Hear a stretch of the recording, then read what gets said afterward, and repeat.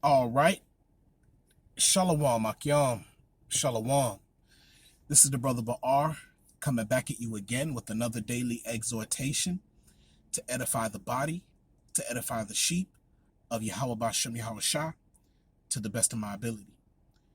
And before I start, I want to give all praises, honor, and glory to Yahweh Bahashem Yahweh Shah Bahashem Rakah Kodash. I like to give double honors to the elders and apostles of Great Millstone. I like to give salutations to the Akim preaching the gospel across the four corners of the earth in truth and in sincerity. Shalom Akim. Shalom. Once again, I'm back with another daily exhortation, man. And once again, I'm doing another lesson just based off of some reading I've been doing, and just doing a quick lesson based off of precept, man. And I'm gonna start off with this precept here. All right, and this is Psalms 21, verse 30, Salakia. All right, and it says, "There is no wisdom, nor understanding, nor counsel against the Lord." All right, but yet you have these people, you have Esau, Edom, and the other nations, all right, who take counsel against the Most High's people, all right, who try to take counsel against the Lord, trying to stop, trying to prevent the end of this kingdom. All right, but there is no counsel. All right, once again, Proverbs 21, verse 30. It says, "There is no wisdom nor understanding." All right, so there's nothing that Esau, Edom, okay, the so-called white man and the other nations can do to escape from the judgment that's coming upon them. All right, there's nothing that they can do to stop and prevent our kingdom from coming. All right, from our salvation, from our deliverance. There's nothing. All right, the scripture says there is no wisdom nor understanding, because wisdom, knowledge, and understanding come from the Most High. All right, and I was just reading just before that. Okay, just before that, this is Psalms 21, verse 1. It says, "The king's heart is in the hand of the Lord. As the rivers of water, he turneth it whithersoever he will." Salakia, let me read that one more time. Proverbs 21, verse 1. It says, "The king's heart is in the hand of the Lord." All right. So the king's mind, which the rulers of this earth, their minds, all right, are in the hands of the Most High, man. All right. And it says what? "As the rivers of water, he turneth it whithersoever he will." All right. So the Most High is in control of Esau, Edom, and the other nations. All right. These other nations, man, they think that they're doing their own will. All right. They think that especially Esau, Edom, he thinks he's the Most High. All right. Because the Most High has built up Esau, Edom, man. And right along with the other nations, but primarily Esau, Edom, the so-called white man. The Most High has built them up to a certain level, man, that, he's become proud. All right. He's become, he's starting to boast himself, against the Most High, man. But the Most High is going to bring him down with ease. All right. The scripture says, man, that he shall be broken without hand. All right. So with all the technology that Esau has, with all the so-called wisdom that Esau has, which the Most High gave him that understanding. The Most High blessed Esau, Edom with the sword. All right. From the very beginning. All right. But Esau, Edom, and the other nations, they're not considering, where they get their wisdom, their knowledge from. They're not considering who has given them power. But the scripture lets us know who has given them the power. All right. So the scripture says, one more time, all right, Psalms 21, verse 1, "The king's heart is in the hand of the Lord. As the rivers of water, he turneth it whithersoever he will." All right. So the Most High is the producer, is the director of this movie. All right. Esau, Edom, and the other nations are gonna do what is written in the scriptures. They're gonna do the will of the Most High, whether they want to or not. The Most High is forcing their hand. The Most High has put their foot in a slippery place. All right. They dig the pit and they're gonna fall therein themselves. All right. So there ain't no wisdom. All right. No, one more time, Psalms 21, verse 30. "There is no wisdom, nor understanding, nor counsel against the Lord. Though they try to make a counsel against the Lord, man. They're gonna lose, man. You can't come against the creator of all that there is, man. You's an idiot. But listen, I understand why they're doing it. They don't want to go into captivity. All right? But it sucks, I know. But we had to go into captivity. All right? And we had to serve underneath these fools, man. All right? We were given unto them. We dealt with it. Now they got to deal with it. All right? But they're going to go through a much harsher captivity because they're not the people of the Most High. The Most High feels nothing for them. All right? Just as the brother was saying, I think in fellowship, man, they are like as a drop out of a bucket, man. All right? What is this? Psalms 83? It says they have taken crafty counsel against thy people and consulted against thy hidden ones. They have said, come and let us cut them off. Salakia, let me turn this light on. All right, Khan. And it says, let us cut them off from being a nation, that the name of Yasharahla may be no more in remembrance. All right, for they have consulted together with one consent, and they are confederate against thee, man.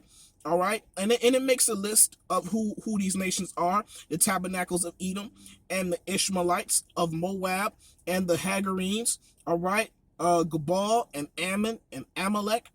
All right, the Philistines and the inhabitants of Tyre. Ashur also is joined with them. They have holpen the children of Lot, Salah. All right. So the Most High, man, and it says, do unto them as unto the Midianites, and as to Sisera, and it says, as to Joppin at the brook of Kison. All right. So all these nations, man, they have made a confederacy against us, man. Okay, and we are the Most High's people, man. They're trying to prevent us from being delivered out of their hands, man, because they know when they have us under subjection, when they have us under control, all right, their society is prosperous, all right. But the Most High has taken the spirit out of us, that spirit of servitude out of us, all right. And the Most High has blessed us, through His mercy, man, through wisdom, knowledge, understanding, through the revealing of His word, the truth. He's put back into us a ruling class mentality. The elect has received it. And most importantly, the elect has received the name of Yahweh Bashem Yahushua. And we're calling upon the names of Yahweh Bashem Yahushua. All right. And this is why everything is moving quickly, man. This is why we see, Esau, Edom, his kingdom is falling apart, right before their eyes. And they're doing whatever they got to do to prevent it. But, they know that they're not going to be able to stop their kingdom from falling. This is why, they implemented Operation Warp Speed. 2/3 of our people have no idea what the heck that is. But those of us who are in this truth, those of us who have the word of Yahweh Bashem Yahushua, we are not deceived, man. We see everything that Esau, Edom is doing, man, the so-called white man and the other nations. See, they're in a race to be on top. All right, Esau, Edom, and the other nations, man. All right, but the Most High is causing conflict between them, man. All right, because Esau, Edom, he knows what the top feels like. He knows what having control of all the resources of the world feels like. All right, and the other nations have been watching this whole time. All right, the other nations have gotten a little taste, but they want more. They want to sit in the seat that Esau, Edom is in. All right, they want that seat. All right, so the Most High is stirring up, jealousy amongst them. All right, so let me go to let me see. Let me bring out this. This is Khan. This is I'll start off at Psalms. Let's go to Psalms 1 or Psalms 2. What is it? Why do the heathens rage? Let's go. This is Psalms 2, verse 1, and it says, why do the heathen rage and the people imagine a vain thing? The kings of the earth set themselves, and the rulers take counsel together against the Lord and against the anointed, saying, let us break their bands asunder and cast away their cords from us.